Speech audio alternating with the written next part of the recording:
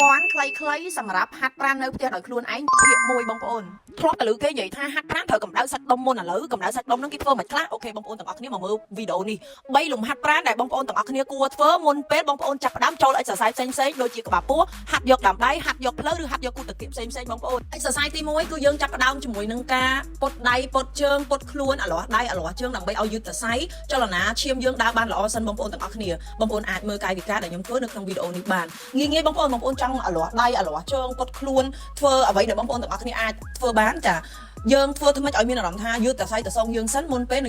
ែលយើងចូលដល់លំហាត់ប្រាណផ្សេងបងប្អូនចានិយាយទៅបងប្អូនតាក់ទងជាមួយនឹងការពុតខ្លួនពុតប្រាណពុតដៃពុតជើងមុនពេលធ្វើលំហាត់ប្រាណខ្ញុំជឿជាក់ថាបងប្អូនទាំងអស់គ្នាច្បាស់ជាដឹងឮច្រើនហើយប៉ុន្តែយើងអត់សូវលំអិតអញ្ចឹងថ្ងៃនេះគឺបងប្អូនទាំងអស់គ្នាអាចមកលំអិតជាមួយខ្ញុំទាំងអស់គ្នាចាអាលាស់ដៃលាស់ជើងបែបហ្នឹងមកមុននឹងយើងចូលទៅដល់លំហាត់ប្រាណផ្សេងរបស់យើងអូខេឥឡូវតាក់ទងមួយលំហាត់ប្រាណទី1សម្រាប់អ្នកសម្រកទម្ងន់អ្នកចង់សម្រកទម្ងន់អ្នកចង់ស្រកគីឡូបានលឿនជាពិសេសដុតខ្លាញ់ពេញមួយតួខ្លួនបងប្អូនទាំងអស់គ្នាខ្ញុំចង់ណូតកន្លែងនេះជូនបងប្អូនបន្តិចណាបើទោះជាបងប្អូនទាំងអស់គ្នាអត់ត្រូវសម្រក់គីឡូក៏ដោយក៏បងប្អូនទាំងអស់គ្នាត្រូវត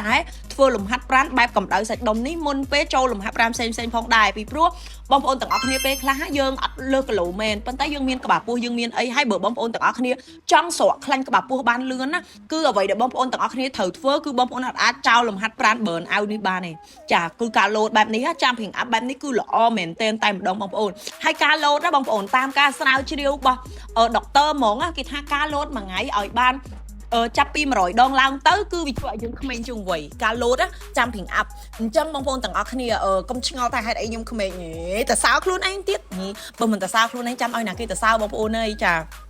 លេងសើចមួយបងប្អូនបន្តិចណាព្រោះដោយសារខ្ញុំជឿជាក់ថាបងប្អូនដែលជា fan វីដេអូហាត់ប្រាណរបស់នាងខ្ញុំបងប្អូនដឹងហើយថាខ្ញុំមិនដែលចោលទេការលោតចាគ្រាន់តែថាបើសិនជាករណីបងប្អូនដែ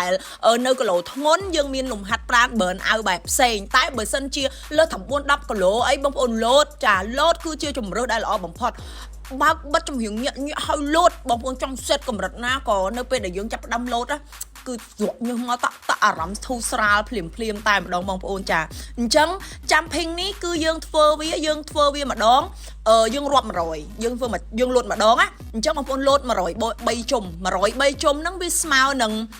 300ឯងបងប្អូនចាលោត103ជុំណាលំហាត់ប្រាណទី1អូខេបងប្អូនខ្ញុំចង់បញ្ជាក់ជូនបងប្អូនបន្តិចចំជើងបងប្អូនលោតដោយប្រើចុងជើងចាបងប្អូនទាំងអស់គ្នាអូខេអញ្ចឹងចូលដល់លំហាត់ប្រាណទី2សម្រាប់នៅក្នុងការកម្ដៅសាច់ដុំភាគ1មុននឹងចូលដល់លំហាត់ប្រាណបន្តទៀតថ្ងៃស្អែកខ្ញុំនឹងចេញលំហាត់ប្រាណបន្តជូនបងប្អូនមួយភាគទៀតអញ្ចឹងបងប្អូនអាចបើសិនជាចង់ងាយស្រួលបងប្អូនទៅ follow ទៅ subscribe YouTube channel របស់ខ្ញុំហ្មងបងប្អូនទៅ subscribe YouTube channel របស់ខ្ញុំគឺខ្ញុំមានផុសហ្មងថ្ងៃទី1ថ្ងៃទី2ថ្ងៃទី3ចាវីដេអូទី1ហាត់អីគេខ្លះវីដេអូទី2ហាត់អីគេខ្លះព្រោះបើសិនជាធ្វើតែបើវីដេអូវាវែងពេកអញ្ចឹងខ្ញុំធ្វើ2វីដេអូ3វីដេអូក្នុងមួយថ្ងៃជូនបងប្អូនទាំងអស់គ្នាតែម្ដងសម្រាប់ថ្ងៃហាត់យកក្បាលពោះយើងត្រូវហាត់លំហាត់ប្រាណអីទី1បន្ទាប់មកទៀតទៅលំហាត់ប្រាណណាបន្ទាប់មកទៀតទៅលំហាត់ប្រាណណាគឺខ្ញុំមានវីដេអូ detail ជូនតែម្ដងនិយាយទៅមកឲ្យបងប្អូនហាត់នៅផ្ទះបានដោយខ្លួនឯងអញ្ចឹងបងប្អូនទាំងអស់គ្នាកុំភ្លេចទៅ subscribe YouTube channel ខ្ញុំម្នាក់មួយទៅចាខ្ញុំដាក់ link YouTube ឲ្យបងប្អូនទាំងអស់គ្នាឲ្យបងប្អូនទៅ search ឈ្មោះដូច page ចឹងបងប្អូនអត់បាក់រយទេ